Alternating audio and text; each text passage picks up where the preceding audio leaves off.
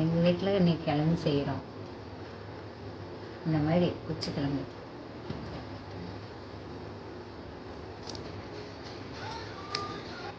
கிழங்கு சாப்பிட்டீங்கன்னா இந்த பாருங்க குச்சி கிழங்கு எது இருக்குதாங்க குச்சி கிழங்கு. இந்த கிழங்குல என்ன செய்யலாம்னா பக்கோடா செய்யலாம், வடை செய்யலாம், போண்டா சொல்லலாம், உரித்து நல்லா தாளித்து வேவிச்சு பொரியல் மாதிரி செஞ்சு சாப்பிட்லாம். இந்த கிழங்கு இந்த மாதிரி சாப்பிட்டா எல்லாருக்குமே உடம்புக்கு நல்லது, நல்லா எனர்ஜியாக இருக்கும். சிப்ஸும் போட்டுக்கலாம். நம்ம வீட்டில் செய்கிற மாதிரி கடையெல்லாம் வாங்கி செஞ்சால் இவ்வளோ சுத்தமாக வராது. வாயில் வெத்தலை போட்டுட்டு கொய்யை போட்டுட்டு துப்பிட்டு செய்வாங்க. எங்கள் வீட்டில் பாரு நல்லா சுத்தமாக கிழங்கு உரித்து வச்சுருக்குறேன். இன்றைக்கி என்ன செய்யணும்னா வடை சுடுறேன்.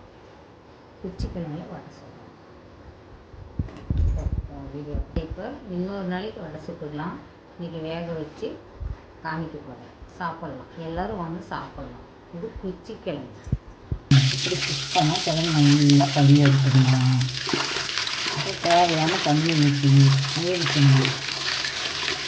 வேவிச்சு நாங்கள் எல்லோரும் சாப்பிட்லாம்.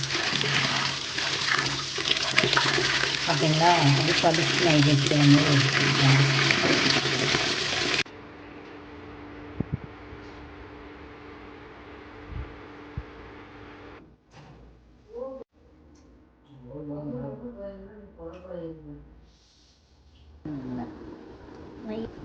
மூஞ்சில என்ன பிடிக்குது?